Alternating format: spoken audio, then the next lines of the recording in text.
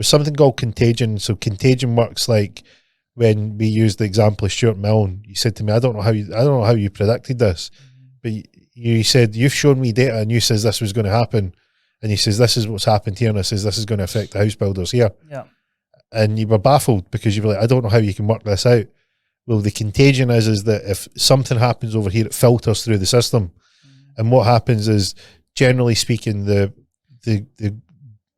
financial system of the globe is globalized.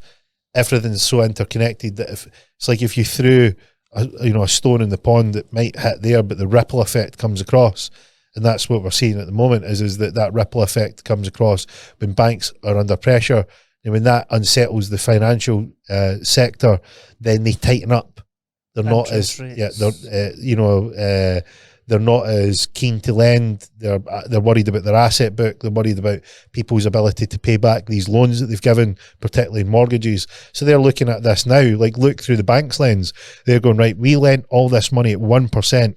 So we lent £500,000 at 1%, and they could afford it. Now the 2-year period is coming up, and that renewal period that's now 5%.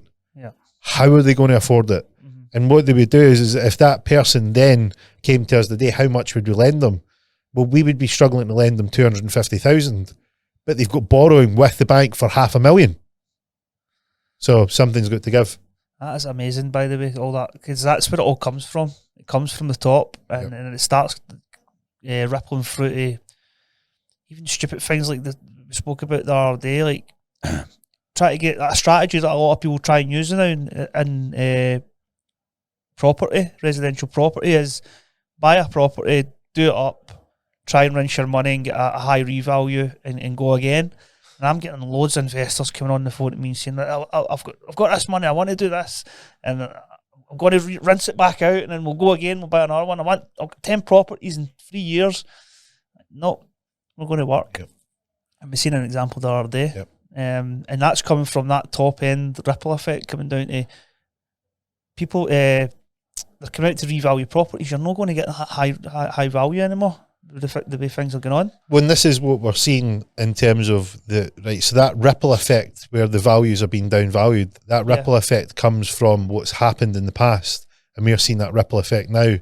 So these guys that had their strategy of I'll purchase these properties using high risk finance options, then I'll keep doing it and I'll build lots of them up, and then what I'll do is I'll approach a financial institution or a bank or a lender of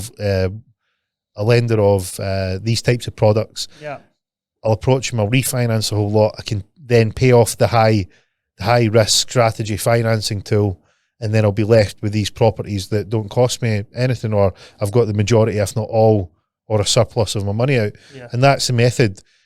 And when you were describing this to me, I says, I want you to avoid this like it's the most toxic radiation that you know. And it, like most things that are toxic or dangerous, they're very alluring. It says, but it will end in complete disaster. And the reason that I said that to you quite confidently is that if you were experienced and if you were savvy and you had wisdom, you would know that there is a time in the property market that this applies, that this is on, right? There's a time for it. It is on, right? So you would be wanting to wait until after a crash and there's a recovery starting, but people are not ready to buy yet, and you start scooping them up. You scoop as many of these properties up, and you use whatever high-risk strategy that you've got, because what happens is the prices are going to be increasing. Yes. And in that period, what you can do is you can get you have enough runway to do this strategy. But what we're doing is we're coming to the top of that runway, and it's now going to go off the end. Yeah. And now you don't have enough runway to make this strategy work.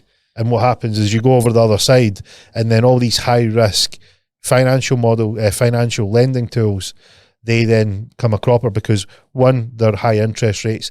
Two, they come with pretty onerous terms. Three, they don't give you much time in terms of a runway.